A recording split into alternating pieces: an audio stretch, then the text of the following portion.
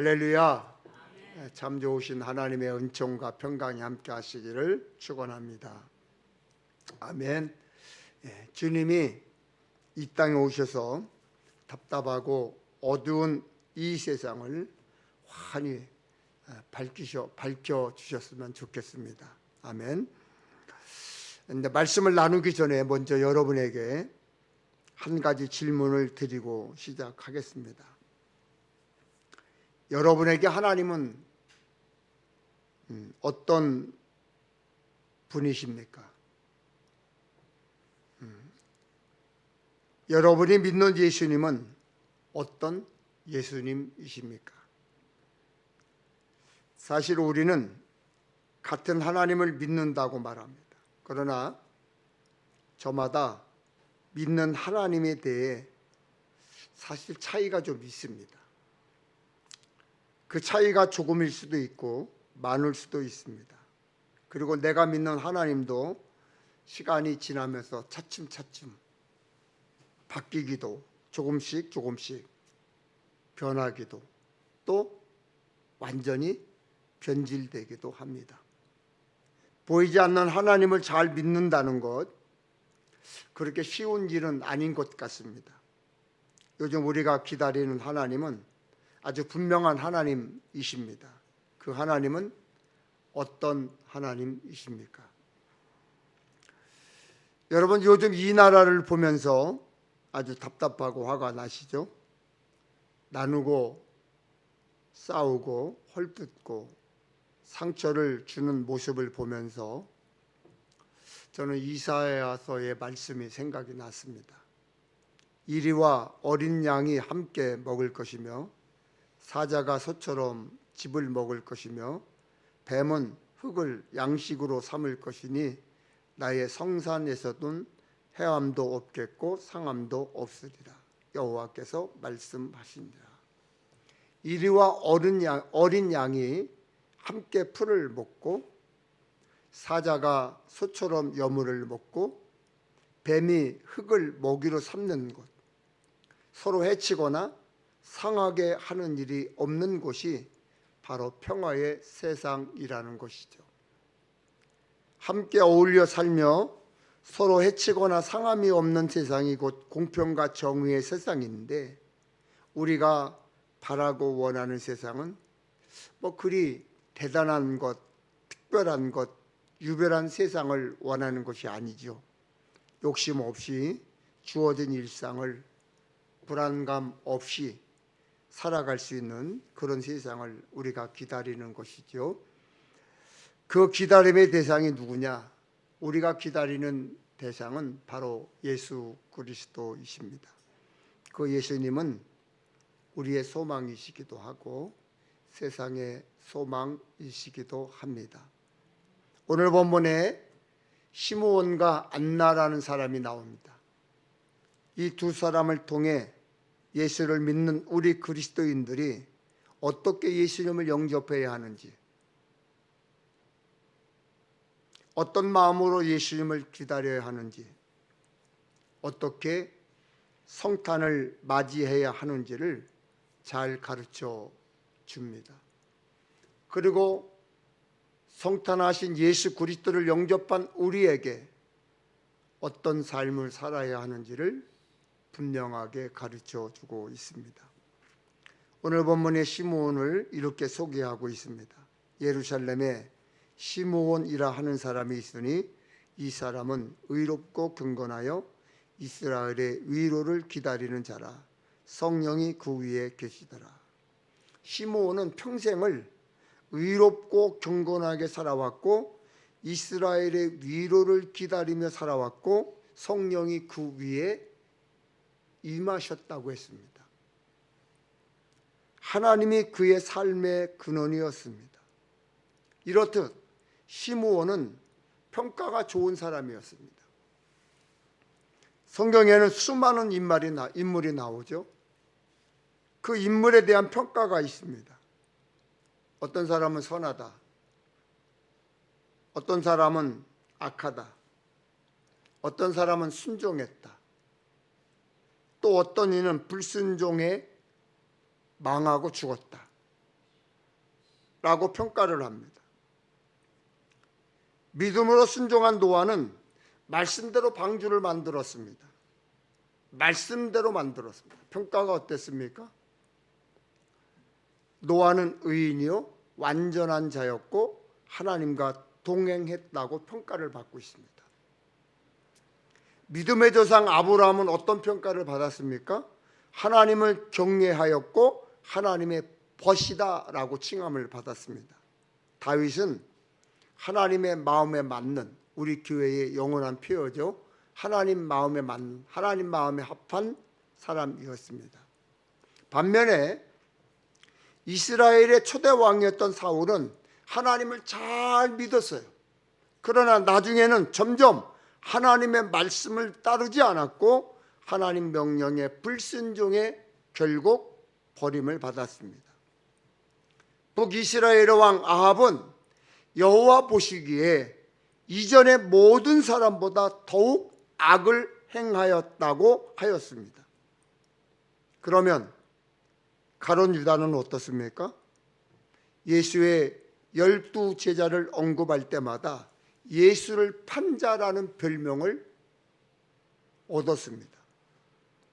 베드로는 예수를 부인한 사람, 도마는 예수님을 의심한 사람. 그러면 여러분은 어떤 사람으로 기억되고 싶으십니까? 우리가 어떻게 살더라도 우리의 이름이 성경에 기록될 일은 없습니다. 그러나 하나님의 기념책에는 우리의 이름이 기록될 것입니다. 말라기 3장 16절에 이렇게 말씀하고 있습니다. 그때에 여호와를 경외하는 자들이 피차에 말하며 여호와께서 그것을 분명히 들으시고 여호와를 경외하는 자와 그 이름을 존중히 여기는 자를 위하여 여호와 앞에 있는 기념책에 기록하셨느니라. 우리의 믿음을, 우리의 삶의 모습을, 우리의 신앙생활을 하나님이 알 뿐만 아니라 여호와 앞에 있는 기념책에 기록된다는 말입니다. 국어 문법에는 형용사가 있습니다. 사물의 성질이나 상태를 나타내는 품사를 형용사라고 그러죠. 형용사는 자세하게 설명하거나 꾸며주는 말입니다. 예를 들어서 잘생긴 얼굴 그러면 잘생긴 그 말이 형용사예요. 예쁜 얼굴, 예쁜이 형용사예요. 그러면 오늘 본문에는 시므온에 대해서 어떻게 꾸미고 있습니까? 의로운, 경건한, 성령이 그 위에 계신, 그렇게 표현하고 있습니다. 성경에 시므온에 연관된 구절이 얼마 되지 않아요. 그렇지만 누가복음 2장 25절 27절에 성령이 연거푸 3번이나 나옵니다. 성령이 그 위에 계시더라. 성령의 지시를 받았더니 성령의 감동으로 성전에 들어가며, 한마디로 시므온은 성령 충만한 사람, 성령의 사람이었습니다. 사도 바울은 스스로를 이렇게 평가했습니다. 나는 선한 싸움을 다 싸우고 달려갈 길을 마치고 믿음을 지켰습니다. 그러면서 데살로니가 성도들에게 당신들의 믿음의 행위와 사랑의 수고와 예수님께 둔 소망의 인내를 언제나 기억하겠습니다. 그렇게 말하고 있습니다. 오래된 사진은 흘러간 세월 속에 점점 빛바래지고 서서히 사라지게 마련입니다. 핸드폰으로 카메라로 사진을 찍지만 남겨진 이미지와 기록 쉽게 지울 수 있어요. 그래서 소중하고 귀중한 자료들은 어떻게 합니까? 백업해 두는 거예요. 백업해 두는 거예요. 귀중하기 때문에. 하지만 마음속에 남겨진 기억은 쉽게 잊혀지지 않습니다. 여러분 심령 속에 새겨진 그 사건은 쉽게 지워지지 않습니다. 우리가 가진 물건은 낡고 녹습니다. 하지만 하나님 앞에 이룬 선한 일들은 하나님의 기념책에 기록된다라고 분명히 오늘 말씀하고 있습니다. 그러면 여러분의 이름 앞에 어떤 형용사, 꾸민 말이 붙을 것 같습니까? 어떤 분은 믿음직한, 충성스러운, 사랑스러운, 의로운, 진실한, 헌신적인, 한결같은, 자비로운, 인자한, 착함, 좋은 그런 단어가 붙을 거예요.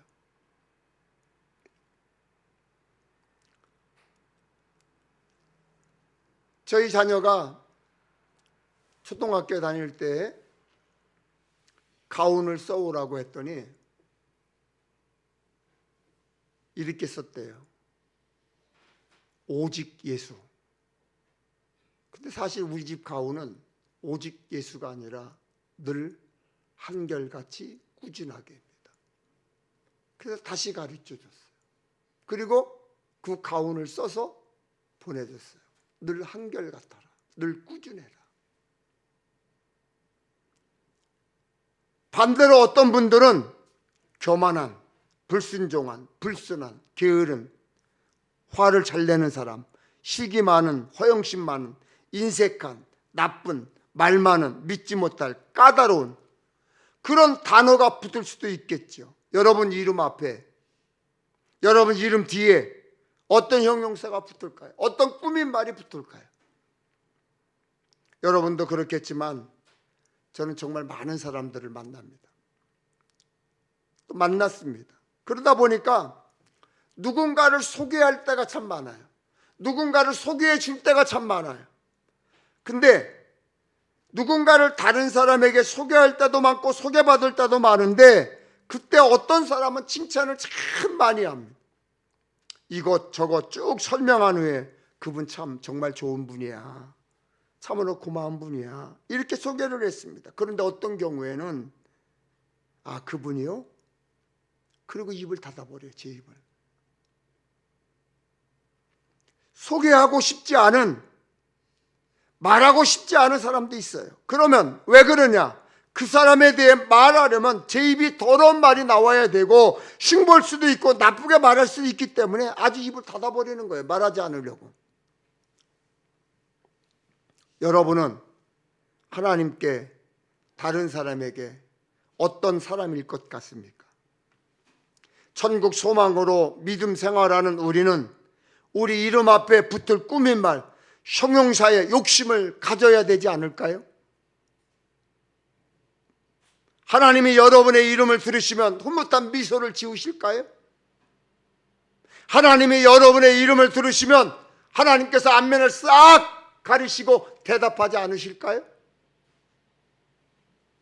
배등관 목사가 여러분을 생각할 때 흐뭇한 미소 아니면 인상이 찌푸려질까요? 저는 여러분을 이렇게 축복하고 싶어요. 여러분의 이름이 하나님께 주변 사람과 후손들에게 아름답게 기억되기를 축원합니다. 아멘. 어느 날 시므온이 성령의 인도하심을 받아 성전에 들어가게 됩니다. 때마침 요셉과 마리아가 정결 예식을 위해 아기 예수님을 안고 성전에 들어가고 있습니다. 레위기 12장에 따르면 당시 율법에는 정결 예식이라는 것이 있었는데 산모가 출산 후 일정 기간이 지나면 산모를 깨끗하게 하는 예식을 치러야 했습니다. 그래서 요셉과 마리아는 예수님을 낳은 후 정결 예식을 위해 성전에 갔던 것입니다. 그때 요셉과 마리아가 정결 예식을 위해 성전에 갔을 때 시므온은 아기를 안고 하나님을 찬송하기 시작합니다. 주님, 이제 주님의 종을 주님의 말씀대로 평화롭게 떠날 수 있게 하셨습니다.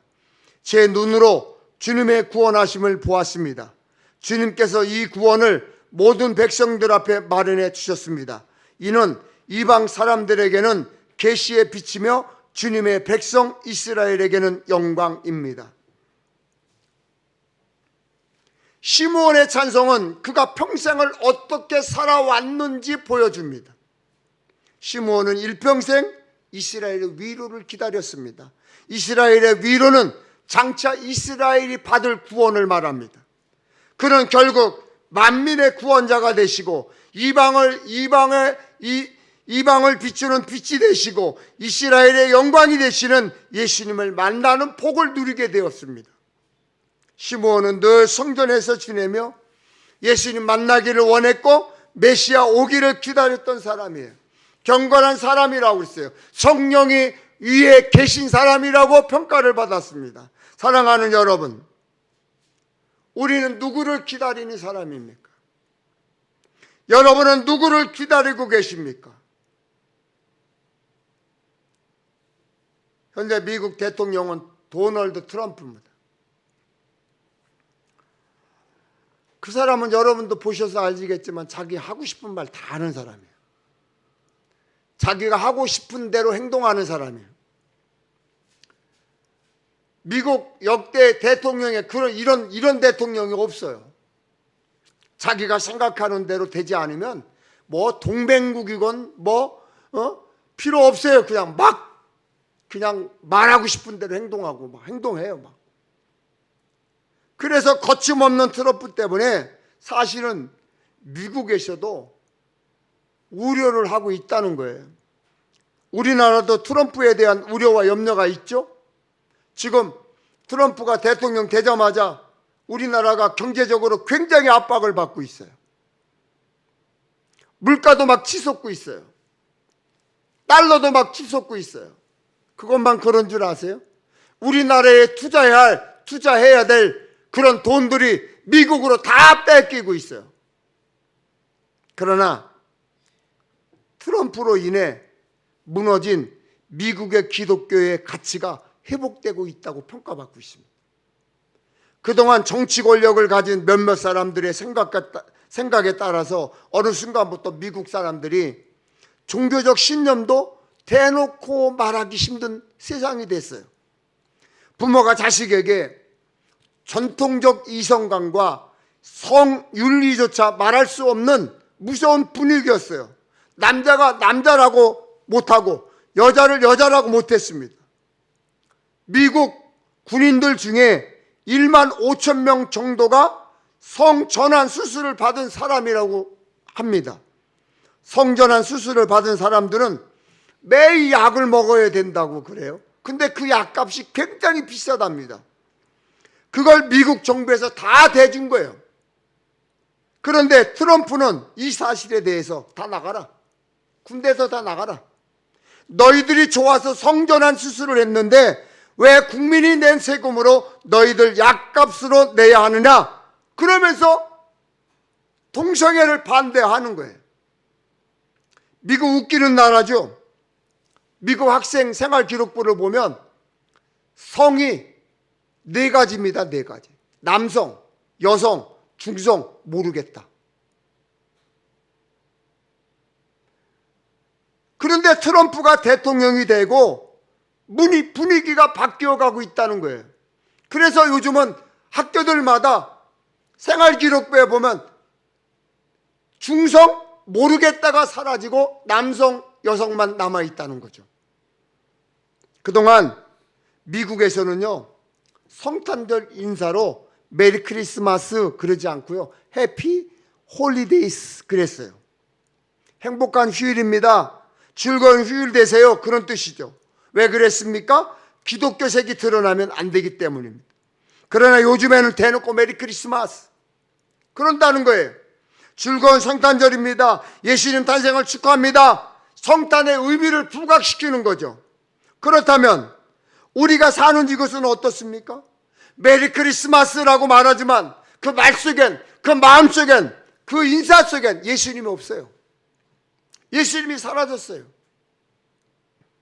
사람들은 성탄절을 좋아합니다. 그래서 기다립니다. 그런데 그 이후에 예수님이 없어요. 예수님이 사라진 지 오래됐습니다. 아이들은 선물 때문에, 장사하는 분들은 성탄 특수 때문에, 젊은이들은 특별한 이벤트 때문에, 직장인들은 휴일이라는 이유로, 불효한 이웃들은 도움의 손길을 기다립니다. 여러분은 어떤 마음으로 성탄절을 기다리십니까? 성탄절은 예수님의 생일입니다. 혹시 여러분도 성탄절의 주인공 예수님을 기다리기보다 뭘 할지, 뭘 먹을지, 뭐 하면 놀지, 어디 여행 갈지 더 많이 생각하지는 않습니까? 성탄절의 참 의미를 망각한 채 성탄을 맞이하고 있지는 않습니까? 시므온은 일평생 예수님을 기다렸어요. 그냥 기다린 게 아니에요. 경건하게. 그런 시므온이 성령의 감동으로 성령에 들어가 아기 예수님을 만나고 이제는 종을 평안히 놓아주시는도다 라고 말했습니다. 쉬운 편으로 이제는 죽어도 여한이 없다 그거예요. 예수님을 만나니 죽어도 여한이 없다.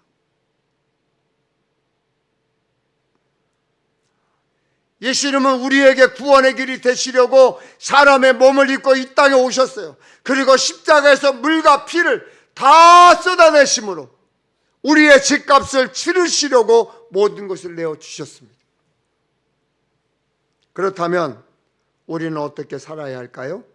그런즉 너희는 먼저 그의 나라와 그의 의를 구하라.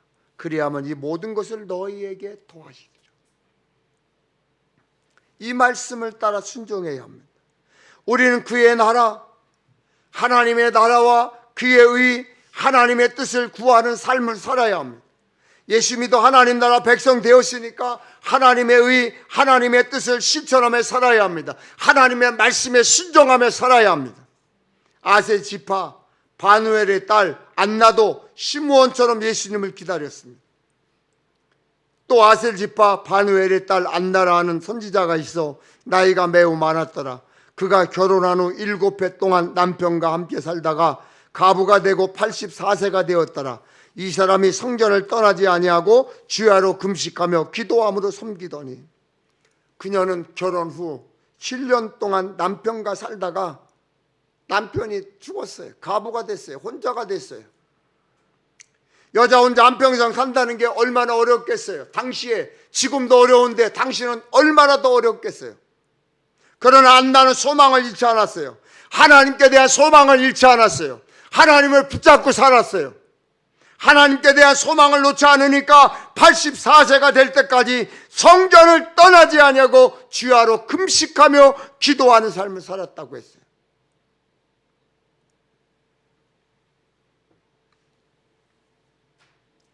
저희 처가는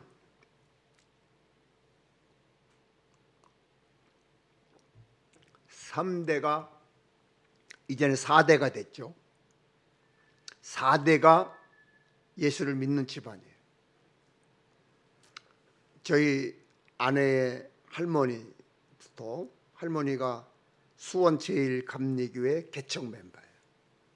처음 시작할 때 3분이 시작했는데 천막 치고 시작할 때 저희 처의 할머니가 이태선 목사님을 모시고 거기서 생을 마감하셨어요. 두 번째가 이제 저희 장모님 신앙생활. 저희 장모님은 지금 87으로 신앙생활을 하고 계시고, 그 다음에 이제 저희 처 형제들이 예수를 믿고 있고, 그 다음에 자녀들이 예수를 믿고 있어요.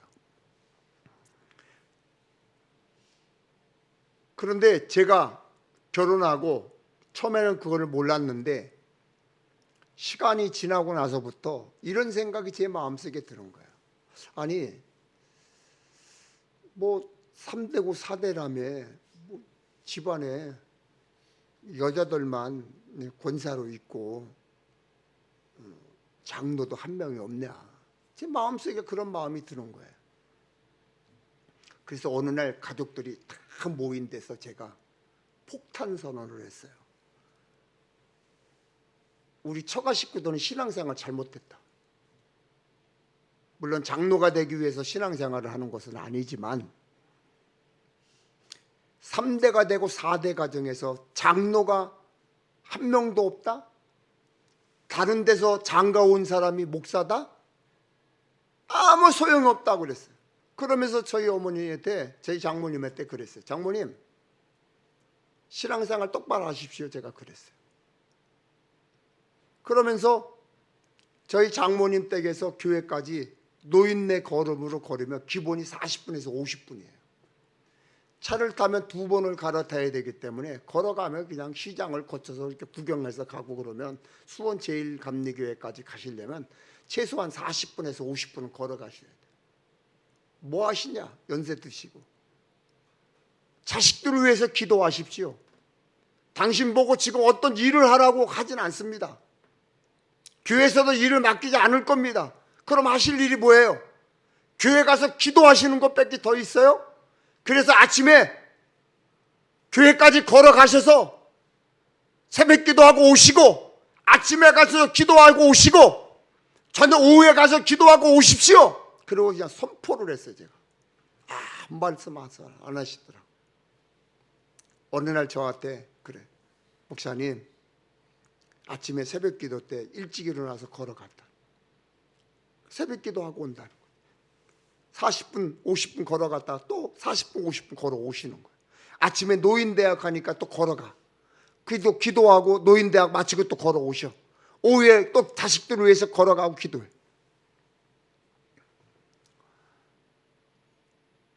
근데 시간이 지나도 늘 신앙이 그런 것 같아. 그래서 어느 날 봤는데 저희 처남이 저하고 나이가 같습니다. 공무원으로 은퇴를 했습니다. 근데 신앙생활을 보면 늘 마음에 안 들어. 제 마음속에 늘 마음에 안 들어요. 근데 어느 날 갑자기 목사님 저 요즘 교회 나가서 주차 봉사합니다. 그래요? 그래요? 그렇구나. 목사님 요즘 교회 한 번도 빠짐이 없습니다. 수요일 날도 나갑니다. 그들이 얼마 전에는 새벽 기도도 나갑니다. 어디서 사는지 아세요? 안산서 삽니다. 안산에서 수원까지 가는 거예요. 새벽 기도도 이제 한 번도 안 빠진다는 거예요. 그 기간 동안에 얼마나 수고가 있었고, 얼마나 눈물이 있었고, 얼마나 고통이 있었겠어요.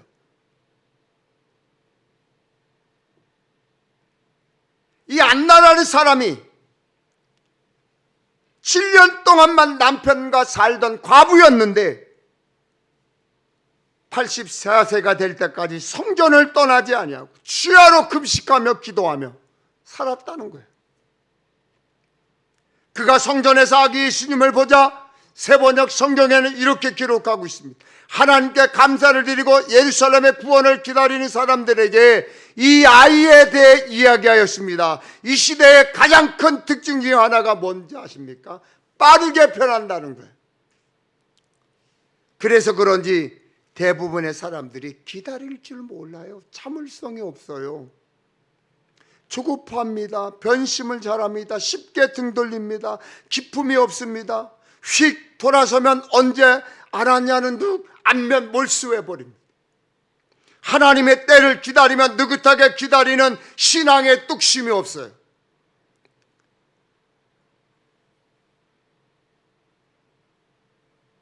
어느 전도사가 교육 중에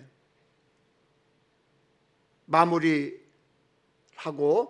이제 마무리 시간에 질문하십시오. 그랬더니 어린 전도사님이 손을 번쩍 들어요. 저한테. 목사님, 어떤 교인이 좋은 교인입니까? 저한테. 어떤 교인이 좋은 교인입니까? 라는 질문을 했습니다. 사실 그런 질문 받아본 적이 없어요. 당혹스럽잖아요. 그래서 곰곰이 생각하다가 이렇게 대답을 했습니다. 다 좋지만 그래도 좋은 분이다. 좋은 분이 좋은 분이다. 저는 그냥 이런저런 일이 있어도 늘 그 자리에 계신 여러분이 좋습니다. 제가 그동안 목회하면서 보니까 저한테 간쓸게 빼줄 것처럼 잘했던 분들이 어느 날 저에게 싫다고 그러고 밉다고 하면서 등 돌리고 교회 떠나는 분들 많았습니다. 그래서 저는 돌아보니까 묵묵히 그 자리에 있고 이런데 저런 일이 있어도 한결같이 그 자리에 있는 이들, 신앙의 뚝심이 있는 분들, 그들이 좋아요. 여러분이 좋아요. 가짜 뉴스에 흔들리고 가짜 메시지에 속고 귓속말에 분개하고 성경 때문이 아니라 사람 때문에 예수를 믿네 안 믿네 교회를 다니네 안 다니네 그 누구 때문에 하나님을 버린다면 그건 신앙이 아니에요. 믿음이 없는 사람이에요. 지금껏 가짜 믿음으로 신앙생활을 한 거예요. 아무리 급변하는 세상이라 할지라도 느긋하게 참고 기다릴 줄 알아야지. 믿음의 영웅들은 대부분 참고 기다리는 사람이었는데, 그래서 진득한 사람이 좋은 사람이에요. 늘 그 자리에 있는 사람이 좋은 사람이에요. 그래서 제가 그 전도사님에게 그랬어요. 나에게 가장 좋은 사람은 그 자리에 늘 있는 사람이다. 변하지 않고. 그래서 제가 마지막으로 그분에게 그랬어요. 거긴 전도사님들이 한 200명 정도 있었으니까요. 당신들에게 와서 잘해주는 사람 좋아하지 마. 뒤통수 칠 수 있어. 안면 볼수 할 수 있어. 그러면 믿고 있다가 뒤통수 당하면 그 실망감과 배신감은 다른 사람들보다 몇 배는 더 돼. 그렇게 얘기해 줬어요. 모세 어땠습니까? 지도자가 되기 전 광야에서 40년을 기다렸습니다. 가나안 땅을 바라보면서 다시 광야에서 40년을 보냈습니다. 하루도 아니고 일주일도 아니고 한 달도 아니고 1년을 보낸 것도 아니었습니다. 80년을 보내면서 기다렸습니다. 바울은 감옥에서 석방을 기다리면서 편지를 쓰며 기도하며 지냈습니다. 그 편지가 오늘날 옥중서신으로 신약 성경의 일부가 되었습니다. 신앙은 어쩌면 기다림이기도 합니다. 끝까지 포기하지 않고 끝까지 기다리며 하나님의 때를 구하는 것이 신앙입니다. 여러분, 응답이 없습니까? 그럼 응답을 위해 기다리는 기도를 해보셨는지요? 끝까지 기도하고 계신지요? 우리 주변에는 사랑하는 가족이나 친구의 영혼을 구원하기 위해서 10년, 20년, 30년 기도하며 기다리는 분들이 있습니다. 여러 가지 기도 제목의 응답을 기다리고 있습니다. 자녀가 잘되기를 기다리고, 일자리를 기다리고, 건강이 좋아지기를 기다리고, 갈등이 끝나기를 기다리고, 경제적인 어려움에서 벗어나기를 기다리고. 그러나 빠르게 응답받아 즉시 해결되는 것만이 하나님의 뜻이 아니에요. 하나님의 사랑이 아니에요. 여러분 절대로 포기하지 마세요. 그래야 승리합니다. 포기는 패배고 실패입니다. 크리스천에게는 포기는 없습니다. 크리스천에게는 오직 승리뿐입니다. 시몬과 안 만나도 일평생 예수님을 기다렸습니다. 일평생 기다렸어요. 일평생. 우리는 기다림 속에서 하나님의 뜻이 있음을 알아야 합니다. 안나는 예수님을 만난 후 구원을 기다리는 모든 사람들에게 아기 예수님에 대해서 돌아다니며 이야기했습니다. 우리도 그래야 합니다. 성탄을 허락하신 하나님께 감사하고 성탄 예배를 드리고 나신 예수님을 찬양하고 그 아기 예수님을 전해야 합니다. 성탄의 주인공이 산타가 아니라 예수님이라는 것은,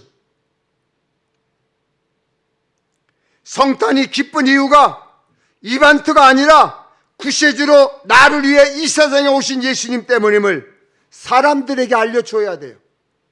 그런 복된 성탄절 맞는 주인공 되시기를 주님의 이름으로 축원합니다. 아멘. 우리 찬양합니다.